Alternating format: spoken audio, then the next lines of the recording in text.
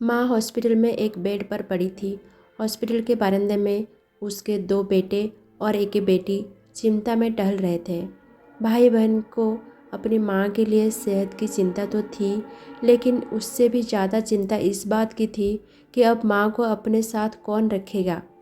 जब तक माँ स्वस्थ थी, वह इन तीनों से अलग अपने पुराने घर में रहती थी, लेकिन अब ऐसा करना खतरे से खाली नहीं होता और ऐसा करने से समाज में तीनों बेटे बेटियां का नाम भी खराब होता।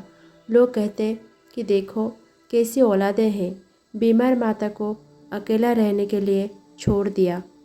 2 घंटे से बिना कोई बातचीत किए वह तीनों अपने अपने विचारों में खोए हुए थे। फिर बहन ने चुप्पी तोड़ते हुए अपने बड़े भाई की तरफ देखते हुए कहा, भैया आप बड़े हैं, इसीलिए आपका कर्तव्य है कि माँ को ज़रूरत के समय आप रखें और उनकी देखभाल करें।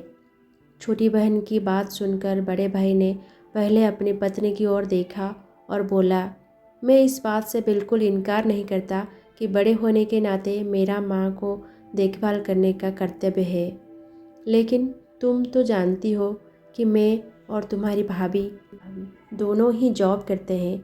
ऐसी हालत में माँ के साथ किसी न किसी को हर वक्त उनकी देखभाल करने के लिए उनके साथ रहना पड़ेगा, जो हमारे लिए बहुत मुश्किल हो जाएगा।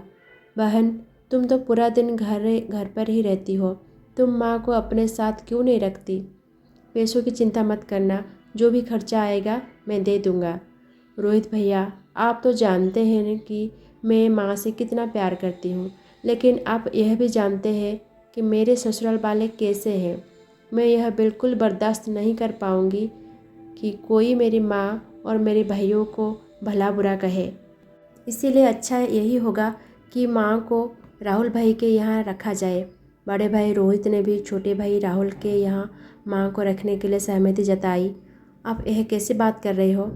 क्या आपने नहीं देखा कि माँ कभी भी मेरे घर 4 दिन से ज़्यादा नहीं रह रही है?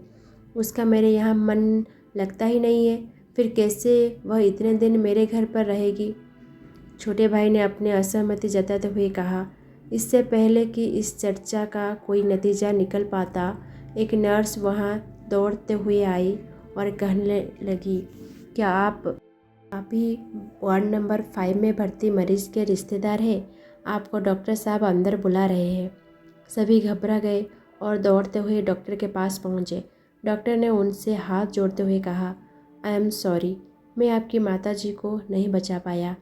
डॉक्टर की इस खबर ने सबके चेहरे पर झूठी मूठी दुख की परत तो चढ़ा दी थी, लेकिन सभी के दिल की किसी कोने में इस बात की खुशी भी छुपी हुई थी कि अब उन्हें माँ को नहीं संभालना पड़ेगा और माँ की वजह से उन्हें परेशान नहीं होना पड़ेगा।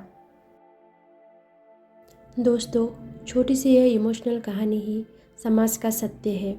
यहाँ लोग ऊपर से जो दिखाते हैं वह अंदर से नहीं होते।